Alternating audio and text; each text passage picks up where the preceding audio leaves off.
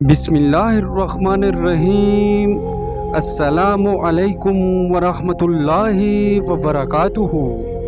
اپنے دین کی حفاظت کے لیے اللہ تعالیٰ اپنے جن بندوں کو چنتے ہیں ان کی شان اوروں سے نرالی ہوتی ہے۔ ان کی عادات و اطوار دوسروں سے ممتاز ہوا کرتی ہیں۔ سلطان صلاح الدین ایوبی رحمۃ اللہ علیہ تاریخ اسلام کا وہ چمکتا ستارہ جن کا نام سنتے ہی ایمان والوں کا خون جوش مارنے لگتا ہے۔ بیت المقدس کی آزادی عالم اسلام کے بچے بچے کا خواب رہی ہے۔ آپ ہی وہ اللہ کے ولی ہیں کہ جنہوں نے قبلہ اول کو کافروں سے آزاد کرایا۔ پہلی بار اس کو حضرت عمر رضی اللہ تعالی عنہ کے دور خلافت میں فتح کیا گیا تھا۔ اس کے بعد حکمرانوں کی کم حمیتی نے اور امت کی جہاد سے دوری کی وجہ سے کافروں نے دوبارہ اس پر حملہ کر دیا۔ بیت المقدس کا مسلمانوں کے ہاتھوں سے چھن جانا عالم اسلام کے لیے بہت بڑا دھچکا تھا۔ اس سے مسلمانوں میں کم ہمتی اور مایوسی پھیل گئی۔ دوسری جانب صلیبی جنگجوؤں کے حوصلے اتنے بلند تھے کہ انہوں نے مکہ مکرمہ اور مدینہ منورہ پر چڑھائی کا ارادہ کیا۔ روزہ اطہر سے متعلق گستاخانہ توہین آمیز کلمات اور ارادوں کا اظہار کیا۔ اس وقت میں عالم اسلام کو کسی مجاہد کی ضرورت تھی جو میدان جہاد میں نکل کر صلیبی سیلاب کے راستے میں بند باندھ سکے۔ ایک ایسا قائد جو عوام الناس کے جذبات کی ترجمانی کرتا ہوا ارض مقدس اور مکہ مدینہ کی حفاظت کے لیے اپنا سب کچھ قربان کر دینے کا جذبہ رکھتا ہو۔ ایک ایسا مجاہد جو جہاد کو عبادت سمجھ کر کرے اور اس کو اپنی زندگی کا حاصل بنا لے۔ سب سے پہلے صلیبیوں کے خلاف جہاد کا آغاز عماد الدین زنگی رحمۃ اللہ علیہ نے کیا۔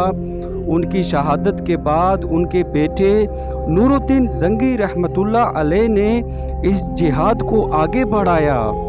وہ بیت المقدس کی آزادی کو اللہ تعالیٰ کا قرب کا ذریعہ سمجھتے تھے۔ اللہ تعالیٰ نے ان کو بڑی فتوحات سے نوازا۔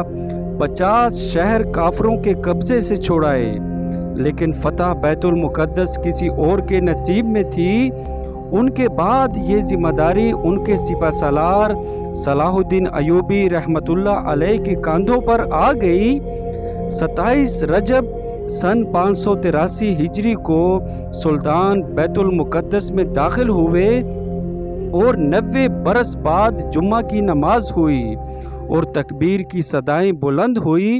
خلاصہ یہ ہے کہ کفر اور فتنے کا زور توڑنے کے لیے اللہ تعالیٰ نے مسلمانوں کو قتال کا حکم فرمایا ہے۔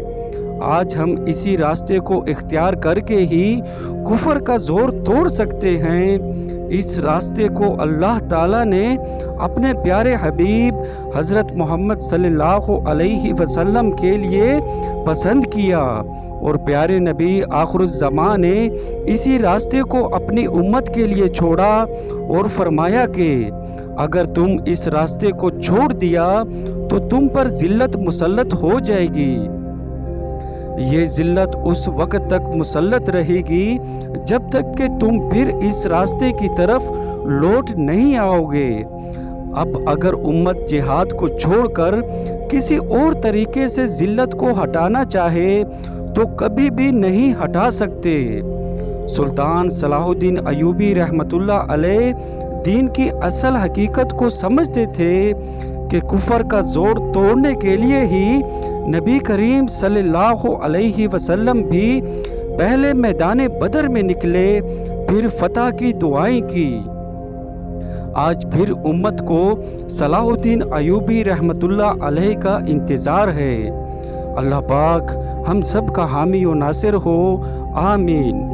اگر ویڈیو پسند آئی ہو تو میرے چینل کو سبسکرائب کریں، ویڈیو کو لائک اور شیئر کریں۔ جزاک اللہ، اللہ حافظ۔